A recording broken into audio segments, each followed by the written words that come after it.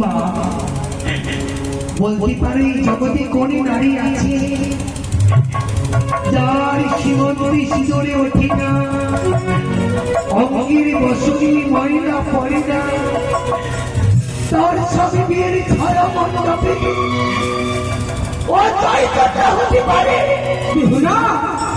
আমি যে সারা উদরিতে কলঙ্কিনী হয়ে গেছি। না না বেহুলা না, কি বললে তুই কলঙ্কিনী? আমি তো শুধু পরীক্ষা করছিলাম প্রতিদিন আমার জলে পুষ্পদান না দিলি তুই অন্য জল গ্রহণ করেছিলাম। মা তাই তো তুই চলেছিস ছায়া মণ্ডপে, আমার নাম স্মরণে করেছিলাম, তাই শুধু আমি করলাম পরীক্ষা। ওগো পাশানি দেবী, তোমার চরণে জল নিবেদনে না করিলে নিজে জল গ্রহণ করি না।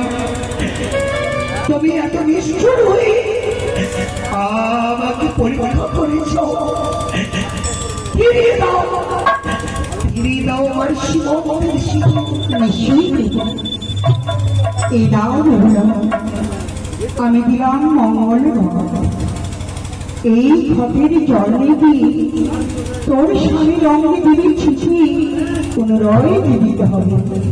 তাই যদি হয় মা, প্রণাম গ্রহণ করো তুমি আমার। তথাস্তু। আমি আসি মা। এসো। ফিরে যাই আমি উজনের রাজপ্রাসাদে, ফিরে যাই আমি। প্রণাম বেহুলা।